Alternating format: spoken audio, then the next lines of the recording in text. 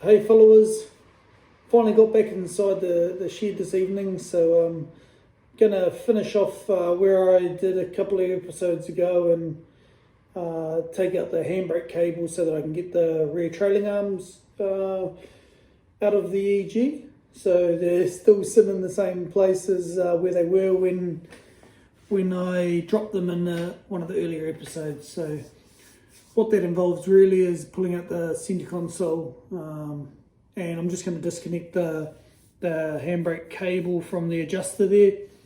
We can go through the motions and show you what's involved there.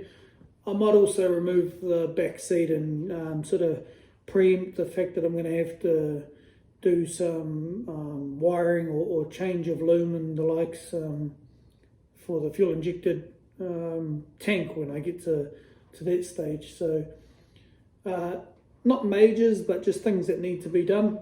So I'll go through the motions anyway and show you sort of what's involved in case you need to, I guess, even adjust your handbrake, or perhaps you're looking at doing a rear disc brake swap yourself. Yeah, just little basics, things that need to be done. It's straightforward sort of stuff, but if you haven't done it, it's always good to see what's involved. There's a few variations with the EGs and the sort of back seats and the likes, how they're finished off depending on the trim levels and the likes, but generally the way that you would get them out is the same across the board, so not too many issues there. I guess, what else have I been doing? As you can see, I've got the B16 in the shed in-house now, so that's a big step in the right direction. Having what's actually going to end up going into the car, close to the car, is a win. So I pulled this out of a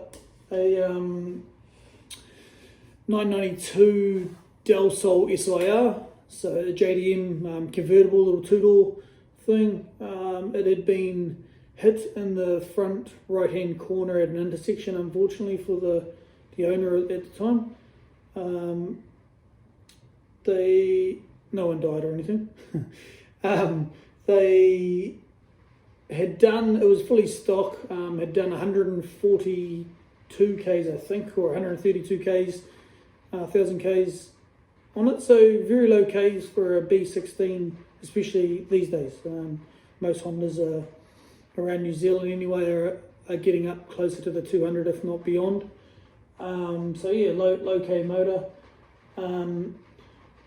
Everything with the motor looks intact, and the sound, obviously, I think I've mentioned earlier, I'm going to be pulling a few things apart and refreshing some of the basics, which I'll go through that as I do that.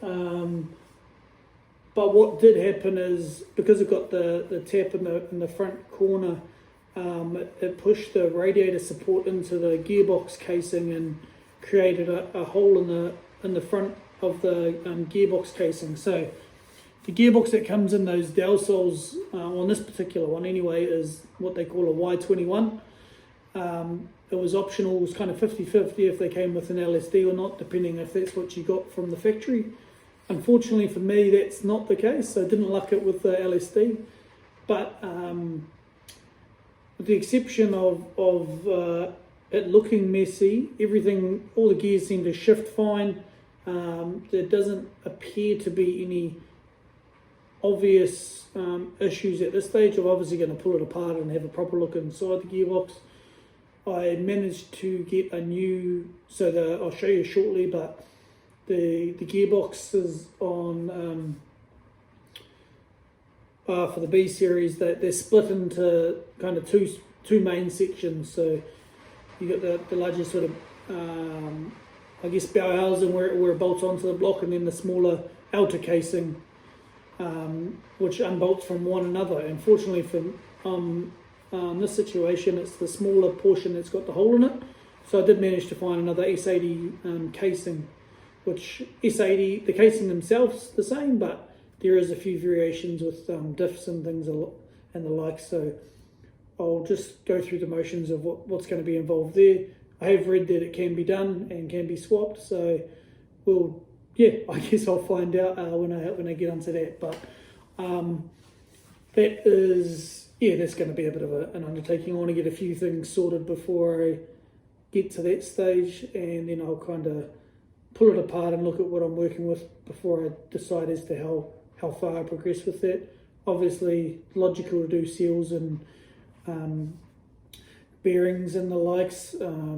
Could look at synchros and things, but then I went for a drive in a mate's car just down the road the other day, and he's putting one of the M factory gear sets in it. Yeah, something about it's just got that kind of that cool factor too. So I mean, yep, extra costs, but if I find myself in that predicament where I've actually got to replace some of those components anyway, it would somewhat be silly to do it with complete stock items. But we'll cross that bridge. But what I'll show you what I was talking about with the casing. I don't know if we'll be able to. Well, there's the S80 casing, the outer casing, and this one here is the Y21 casing. So you can see that big hole just here. Yep, it's not meant to be there. So it doesn't appear visually up close, like from what I can see, anything crazy and untoward. It looks like it's just had a knock and broken this window out, but I guess time will tell. I mean, it is what it is. If it's no good, well, I'm back to the drawing board, and I'll just end up buying another gearbox, I guess. But yeah, if that happens, well, it is what it is. But yeah, meanwhile, I think I definitely have my work cut out for me. I've got a lot to do, but that's what it's all about. Just chipping away at little bits, picking something to do, focusing on that, and seeing that through to the end.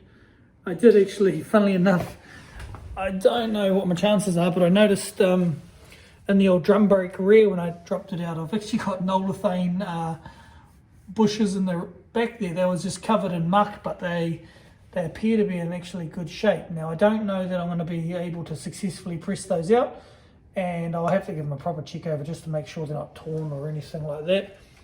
But that would be a laugh if I managed to use those again, because I'm going to do, they'll probably do Nolithane bushes throughout, but we'll see. Once again, we'll cross that bridge. But yeah, I guess that's it from an update perspective. What I'll do now is I'll go through and kind of chip away at the few little bits that I was sort of talking about, and I'll just put a time lapse on so you can kind of see what's involved. And as mentioned in the other episodes, if you've got any feedback, tips or queries, just feel free to reach out. Obviously you can comment down below, or just reach out to me through whatever means you choose, whatever's easier, whether it be through YouTube or obviously on Instagram as well. So not happy to help with what knowledge I do have around these cars, and look forward to, I guess, hearing from a few of you as to what you're doing and what you recommend doing on my build. So cheers, guys. We'll catch up again soon, but I will see you on the next episode. Cheers.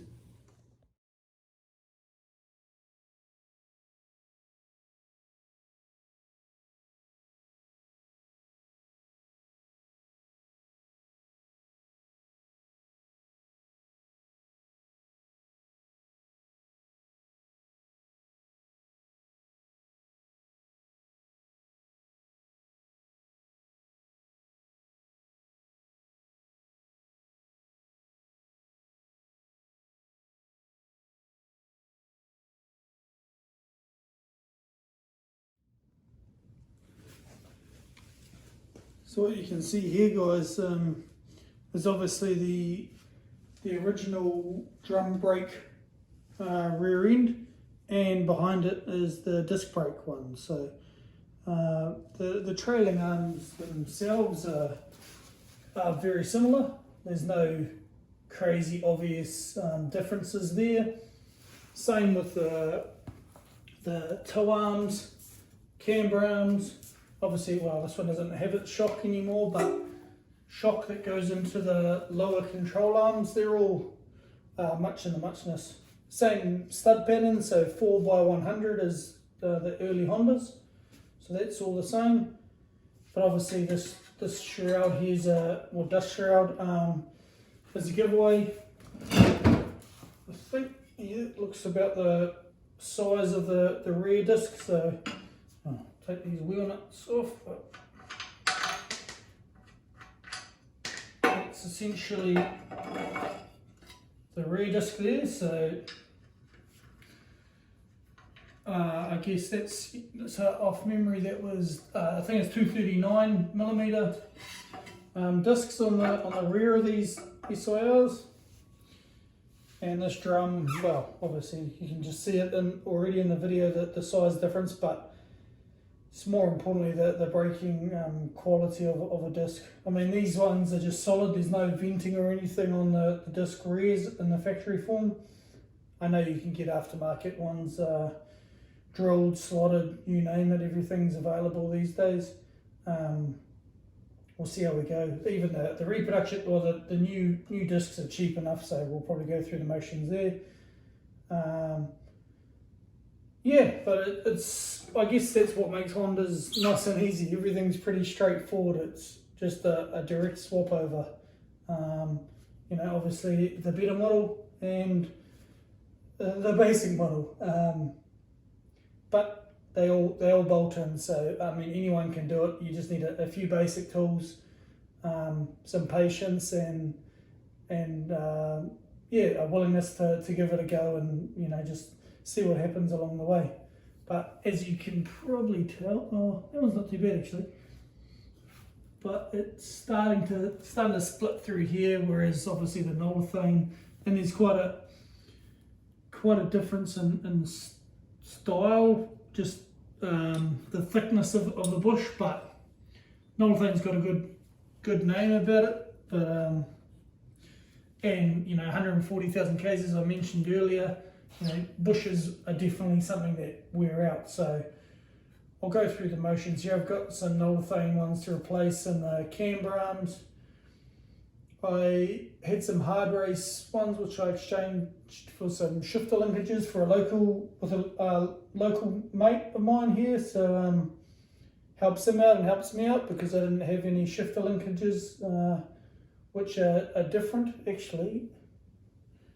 Where are they? I've got these ones here, which are your Del Sol SIR ones, and if I can find them, yep, get it out.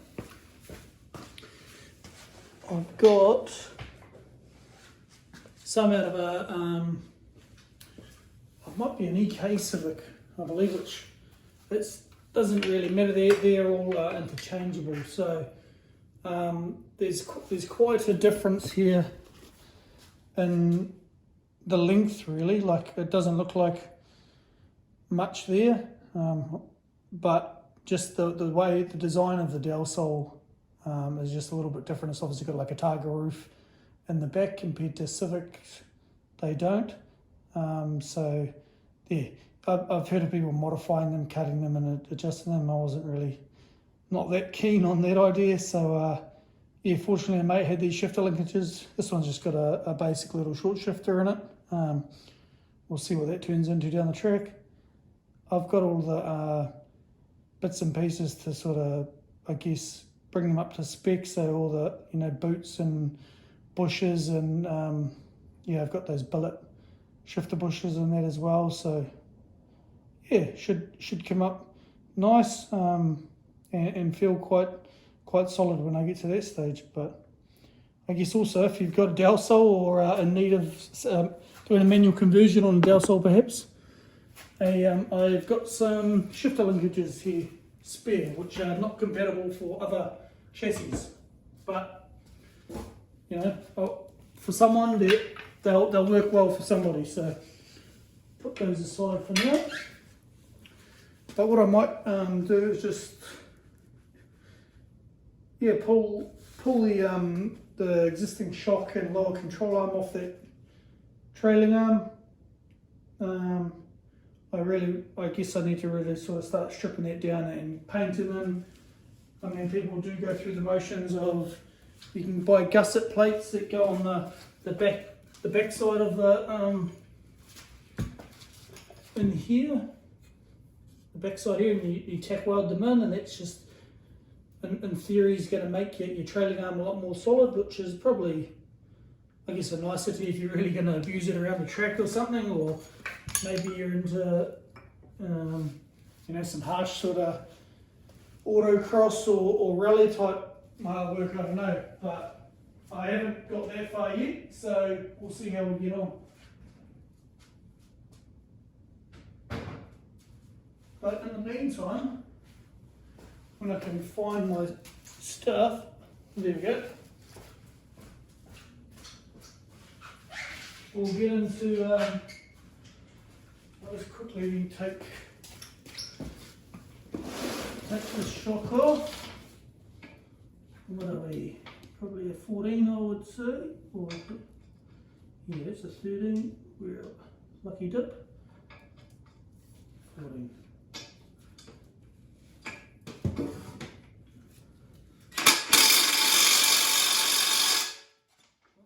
Spinning on the other side, normal story. There it is.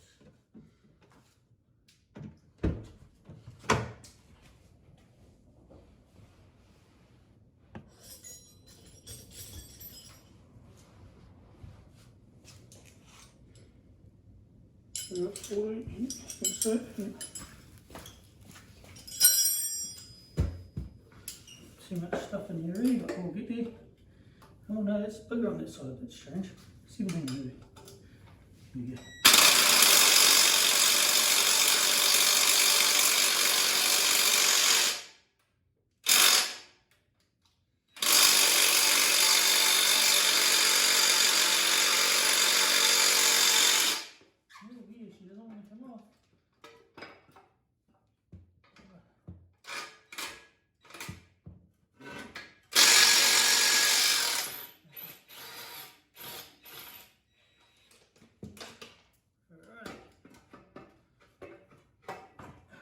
One pristine shock.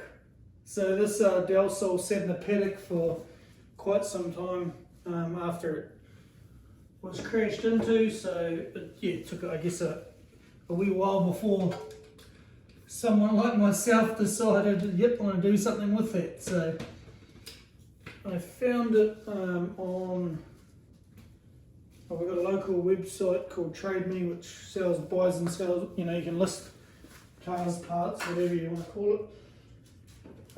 Yeah, and it was advertised in a description of another car that the guy was selling. So I just contacted him and asked if he would be willing to part with the crash car, which he said yes. So I think it was a day or two later, I was in the car driving far too far away from my place to go and get it. But in my opinion, as you can see all the bits scattered everywhere, what's left of it, it was kind of worth the mission just to kind of get everything. So yeah, I might just, if I move this out of the way, see what I'm doing.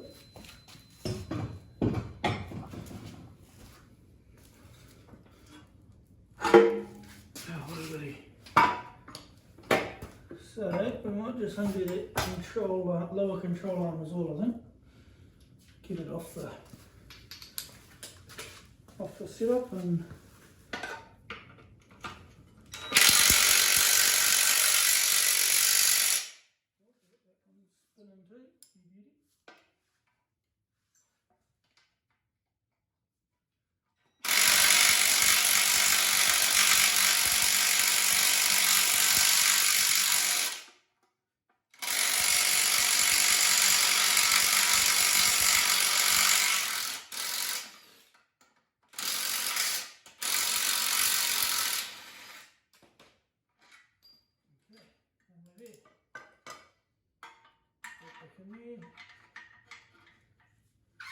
so I think even, there you go, that's a good example.